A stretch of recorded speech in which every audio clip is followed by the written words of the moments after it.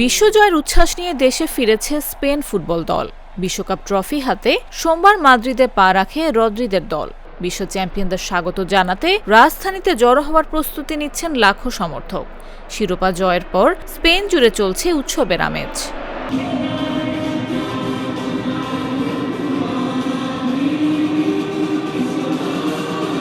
যুক্তরাষ্ট্র থেকে আসা দলের বিমান মাদ্রিদের মাটিতে পৌঁছানোর পর সবার নজর ছিল বিশ্বকাপ ট্রফির দিকে।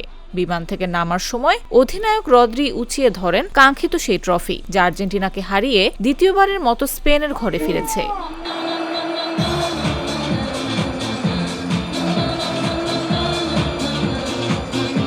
নিউ জার্সিতে অনুষ্ঠিত ফাইনালে নির্ধারিত 90 মিনিটে গোল না হলেও অতিরিক্ত সময় ফেরান তোরেসের গোলে এগিয়ে যায় স্পেন। শেষ পর্যন্ত আর কোনো গোল না হওয়ায় 1-0 ব্যবধানের জয়ে বিশ্বকাপ নিজেদের করে নেয় তারা।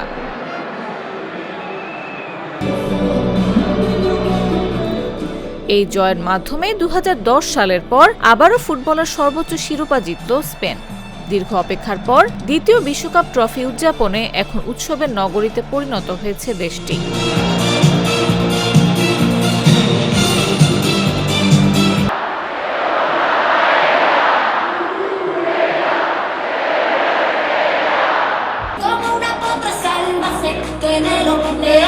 No quiero ese tío, no quiero dientes ni races siendo homenaje.